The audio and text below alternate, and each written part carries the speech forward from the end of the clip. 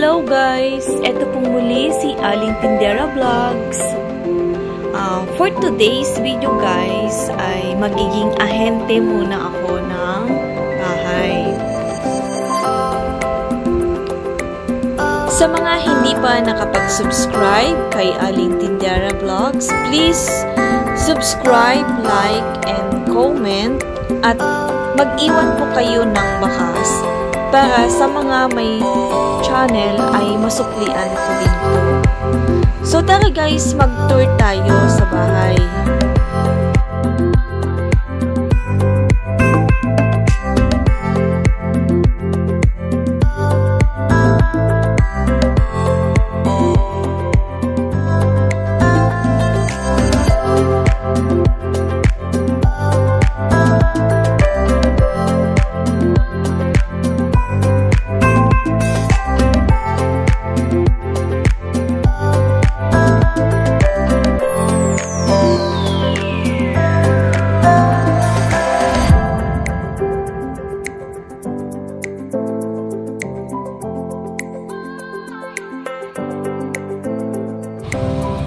Ito yung pinaka-video niya.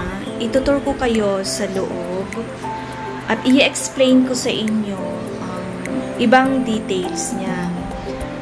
So guys, ang Istana Tansa ay ito yung project ni Charles Builder na Phase C.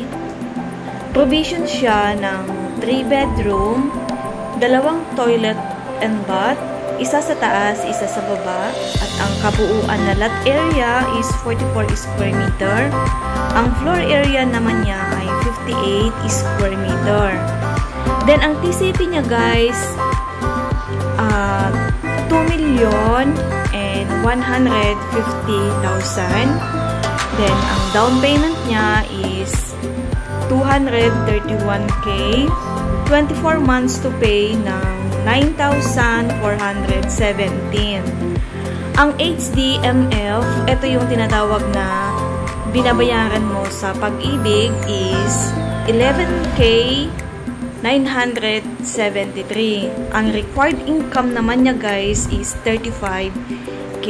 So, ito, bali itong pinapakita namin guys na video niya ay model house. So, lahat ng nakalagay dito sa model house, kapag na-turn over ang ating buyer, ay syempre hindi po ito kasama. Bali, ito po yung sample unit lang na pwedeng paggayahan ng isang buyer once na ma-take out sa kanila ang kanilang dream house. So, panoorin nyo guys!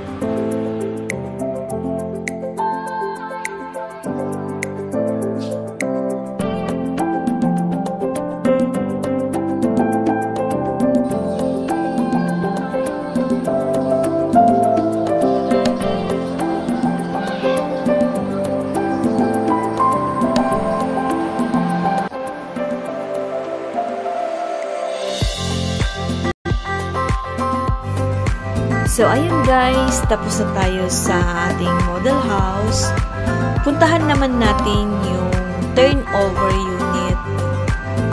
So, ang turnover unit guys, ito yung kapag ka na-take out ka na sa Pag-ibig, ito yung matatanggap mong bahay.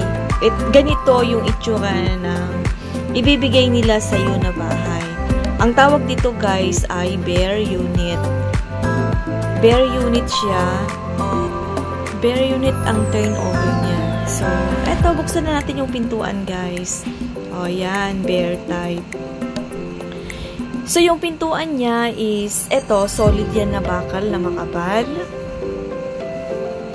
Tapos, eto yung pinakaloob niya. So, doon sa dulo guys, makikita nyo may maliit na sink.